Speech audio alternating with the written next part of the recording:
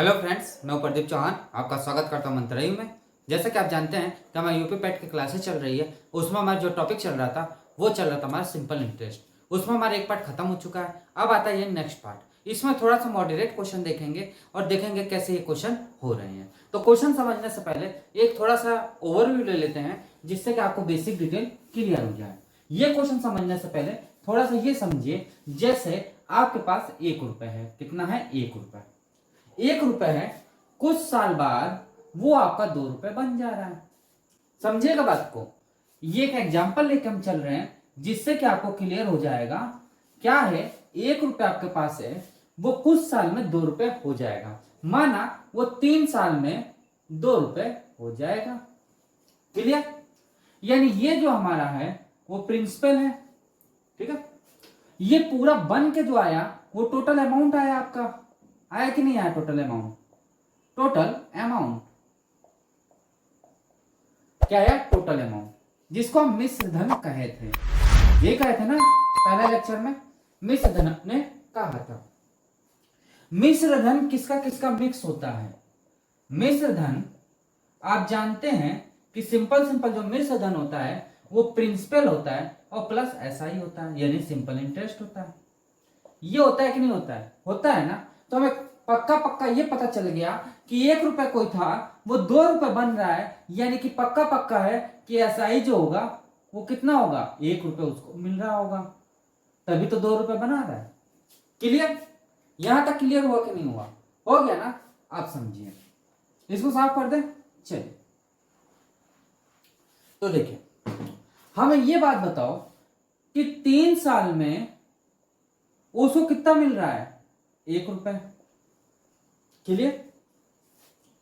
यानी 1 साल में, 1 ईयर में उसको कितना मिलेगा? 1/3। ये तो मिलेगा 1/3। इसमें यदि 100 का मल्टीप्लाई कर दे तो क्या होगा? परसेंटेज में आ जाएगा। यही हमारा क्या हो जाएगा? Rate of interest. यानी 1 साल का क्या होगा? 33 CI 1/3%। क्लियर? यहां तक क्लियर? यहां तक कोई डाउट? अब ये कैसे आया रेट ऑफ इंटरेस्ट? भाई ऐसा ही क्या है, एक ब्याज है ना। किसका मिक्स होता है? प्रिंसिपल, टाइम और रेट ऑफ इंटरेस्ट। प्रिंसिपल तो मेरे पास था, तो देखा गया इसमें से ऐसा ही हमारा 1 रुपया बचा। ईयर हमारे पास आ गया कि 1 ईयर में इतना हुआ। तो रेट ऑफ इंटरेस्ट किस पे देखा जाता है? 1 ईयर पे। यानी कि 1 ईयर पे हमारा क्या है? 33 से 1/3% आ जाएगा। क्लियर? चलिए, अब जो आएगा वो क्वेश्चन पे आते हैं। देखिए क्वेश्चन, अब बहुत प्यारा क्वेश्चन है, समझिएगा। देखिए, पहला क्वेश्चन क्या कह रहा है? ये फर्स्ट नंबर क्वेश्चन, पहला क्वेश्चन कह रहा है कोई धन 5 वर्षों में अपने आय का 2 गुना हो जाता है, तो दर ज्ञात कीजिए, वही रेट ऑफ इंटरेस्ट ज्ञात कीजिए। चलिए, पहला नंबर क्वेश्चन, फर्स्ट नंबर क्या कह रहा है? कोई धन अपने धन का 5 वर्षों में 2 गुना हो जा रहा है। माना मेरे पास 1 रुपए थे, वो 5 साल में कितना हो जा रहा है? 2 रुपए हो रहा है। तो हमारा कितना बच रहा है? एसआई जो हमारा है वो हमारा 1 रुपए बच रहा है। क्लियर? यानी 5 साल इसने लगा दिया 1 रुपए बचाने में, तो 1 साल में वो कितना बचा रहा होगा? 1 ईयर में वो कितना बचा रहा? 1/5। यही तो होगा। यानी कि रेट ऑफ इंटरेस्ट हमारा क्या आ जाएगा? 1/5। इसमें 100 का मल्टीप्लाई कर देंगे तो कितना हो जाएगा हमारा? 20%। यही इसका आंसर हो जाएगा। क्लियर? यानी कि 1 रुपए मेरे पास था, वो उसका 2 गुना हो जाएगा 5 साल में। ऐसा ही हमारा 1 आ गया, तो 5 साल में जब 1 रुपए कमा रहा है तो 1 साल में 1/5 रुपए कमा रहा होगा। क्लियर? तो रेट ऑफ इंटरेस्ट क्या हो जाएगा? 100 का मल्टीप्लाई कर देंगे तो 20% हमारा आ जाएगा। क्लियर? आगे चले। चलिए, सेकंड नंबर क्वेश्चन देखते हैं। सेकंड नंबर क्वेश्चन क्या कह रहा है? देखिए,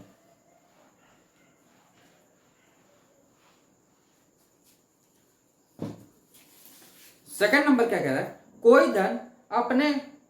धन 12 वर्षों में अपने आय का 2 गुना हो जाता है, तो वह दर ज्ञात कीजिए। सेम वही क्वेश्चन।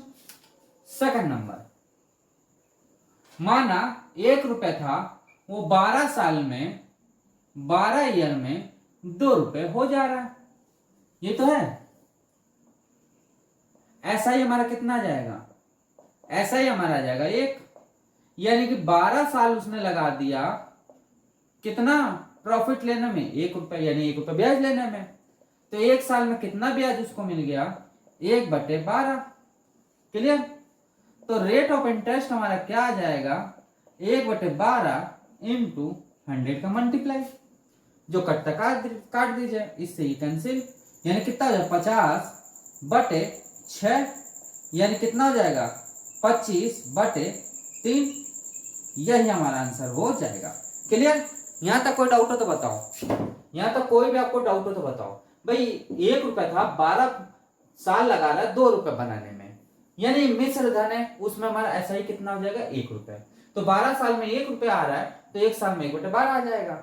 जब रेट ऑफ इंटरेस्ट देखा गया तो 1/12 इंटू 100, वही 100 का मल्टीप्लाई करेंगे, आ जाएगा। क्लियर। चलिए आगे third number question, third number की ओर बढ़ते हैं। चलिए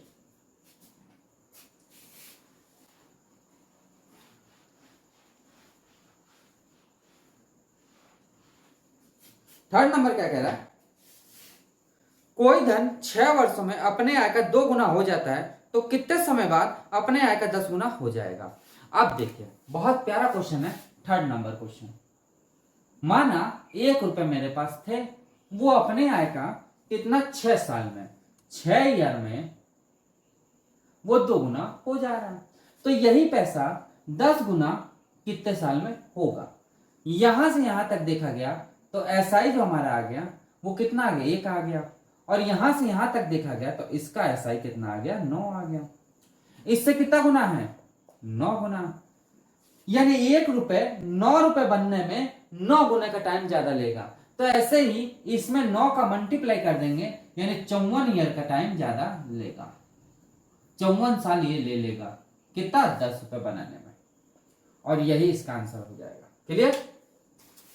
भाई इसका एसआई 1 आ रहा है और इसका एसआई 9 आ रहा है, इससे कितना गुना है, 9 गुना। तो ऐसे ये भी तो ईयर 9 गुना हो जाएगा, ये 9 गुना आ जाएगा तो कितना हो जाएगा, 54 ईयर आ जाएगा। क्लियर। आगे चले। चलिए 10वां सॉरी चौथा नंबर क्वेश्चन, चौथा नंबर भी सेम ऐसा ही है, देखिएगा।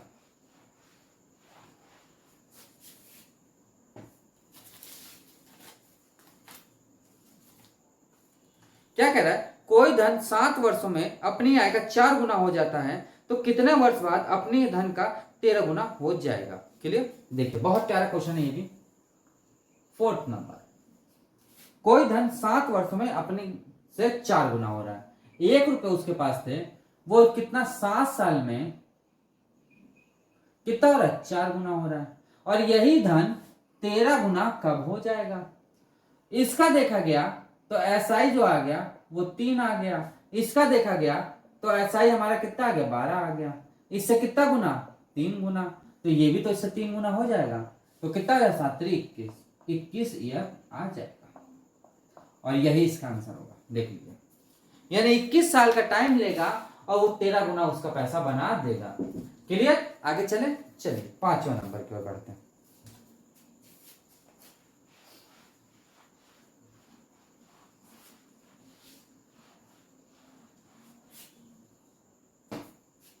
पांचवा नंबर क्या कह रहा है, यहां से टाइप चेंज होता है, देखिएगा।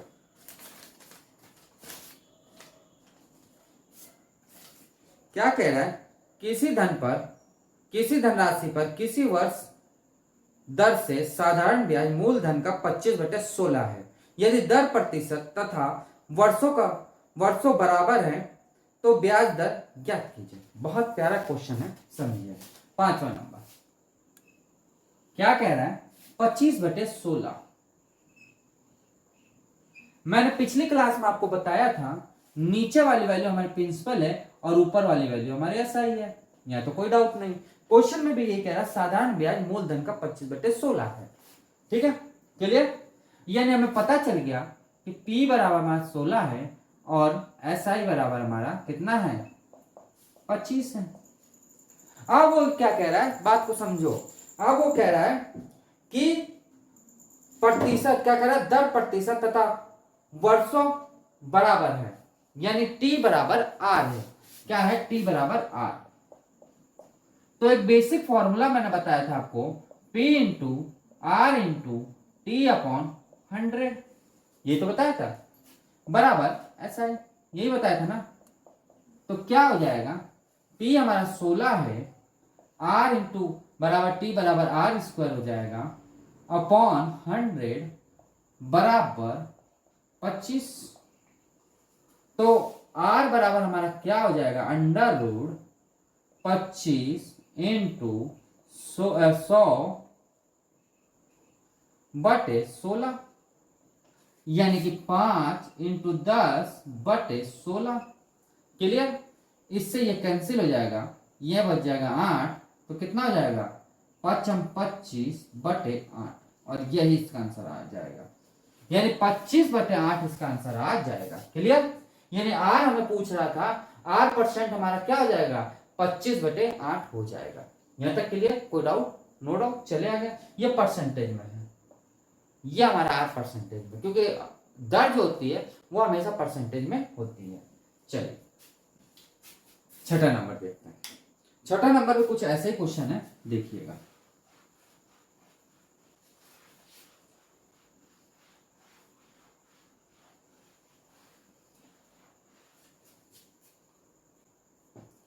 किसी धन का साधारण ब्याज मूलधन का 16/25 है।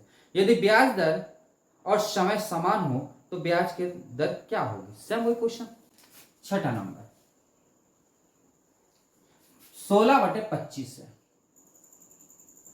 तो मैंने अभी आपको क्या बताया था कि 16/25 है, तो मैंने क्या बताया इसमें बताओ। 16/25 है, तो इसमें मैंने आपको क्या बताया बताओ। बिल्कुल सिंपल सी चीज बताया था। नीचे वाली संख्या मैंने क्या बताया था आपको, नीचे वाली संख्या मैंने क्या बताया, प्रिंसिपल बताया था, और ऊपर वाली संख्या मैंने ऐसा ही बताई थी, यही बताया था ना। यानी नीचे वाली संख्या मैंने प्रिंसिपल बताया था और ऊपर वाली संख्या ऐसा ही बताया था। यानी P बराबर हमारा 25 हो गया और SI बराबर हमारा कितना हो गया, 16 हो गया। तो P और क्या है, T बराबर R है, यही तो है।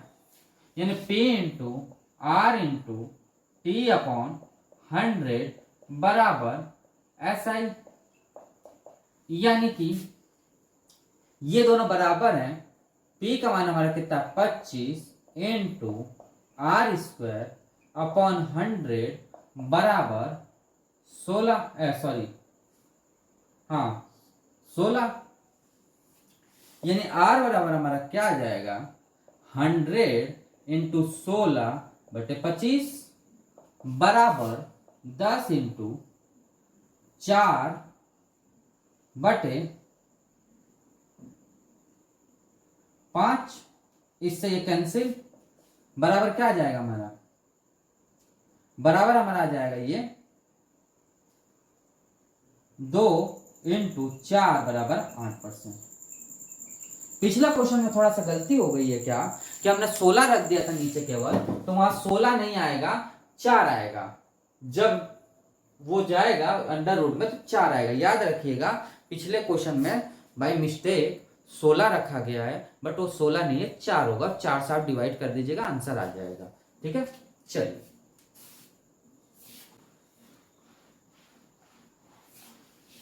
सातवां नंबर क्वेश्चन।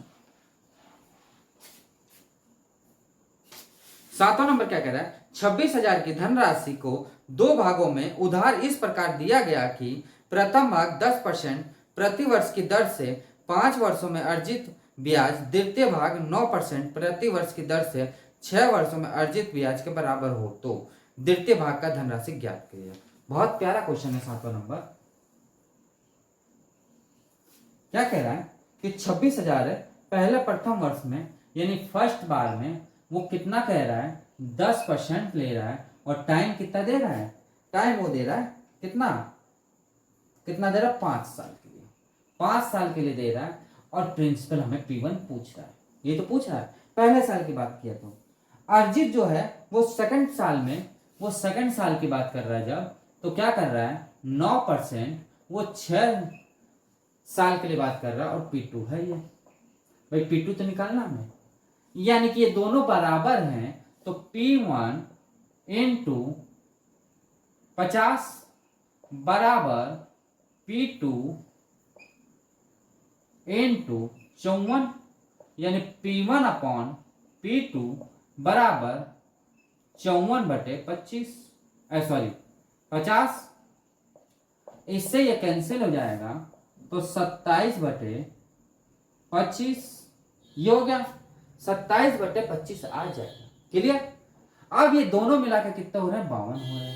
बट 52 नहीं है, कितना है, 26,000 है। वो 52 नहीं है, कितना है, 26,000 है। इससे कितना गुना, 500 गुना। ऐसे ही कम वाली संख्या भी 500 गुना हो जाएगी तो कितना हो जाएगा, 125 00 12,500 हो जाएगा। क्लियर। भाई पहले का मैंने ऐसा ही समझा और दूसरे का मैंने ऐसा ही समझा कि कैसे कैसे निकालना है, जैसे क्वेश्चन में कहा मैंने वैसे वैसे रख दिया। उसके बाद मैंने देखा कि दोनों बराबर है तो दोनों बराबर रख दिया। चूंकि ये 52 जो आया इन दोनों का योग है और योग जबकि 26,000 वो कह रहा है, इधर देख लीजिए वो 26,000 कह रहा है, वो 26 नहीं, कितना हमारे अनुसार 52 है, हमारे अनुसार 52 आ रहा है, बट क्वेश्चन के अनुसार कितना आ रहा है, 26 आ रहा है। इससे कितना गुना, 500 गुना। तो ऐसे ही 25 भी 500 गुना हो जाएगा, यानी 12,500 आंसर आ जाएगा। चले आगे 8वां नंबर क्वेश्चन, 8वां नंबर की ओर बढ़ते हैं।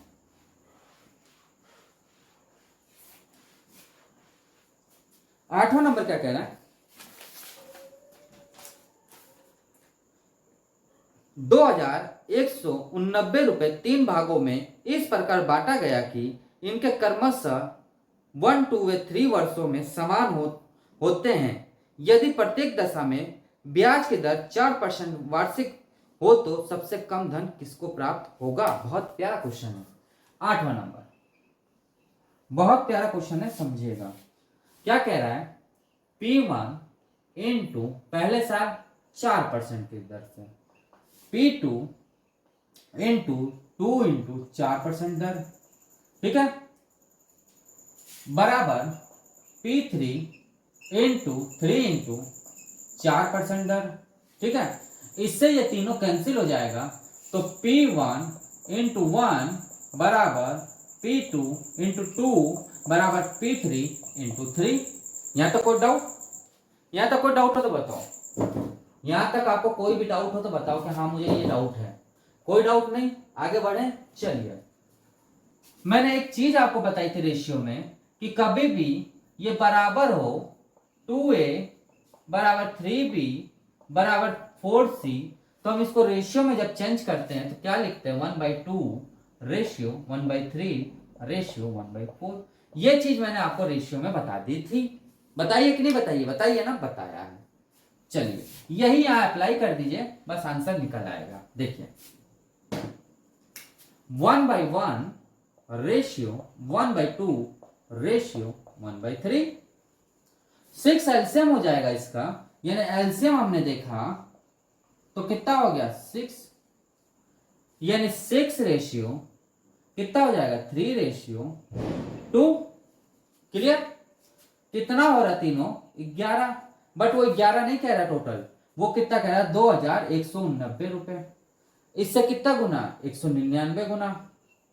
ऐसे ही सबसे कम जो होगी वो भी 199 गुना हो जाएगा तो कितना आ जाएगा 398, और यही इसका आंसर हो जाएगा।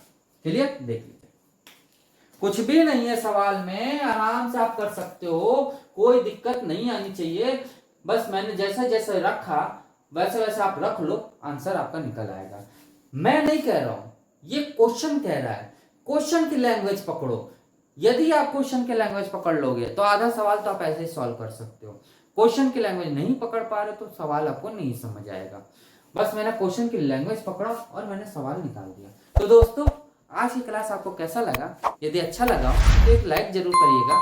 जो बच्चे तक हमें हमारे चैनल को सब्सक्राइब नहीं किए हैं वो हमारे चैनल को सब्सक्राइब कर लें और थोड़ा सा हमारे वीडियो को शेयर करिए, जिससे कि ज़्यादा से ज़्यादा स्टूडेंट्स हमसे जुड़ सकें। तो दोस्तों आज क्लास यहीं स्टॉप करते हैं, मिलते हैं नेक्स्ट क्लास में इसका तीसरा पार्ट लेके। आज के लिए इतना ही, थैंक यू।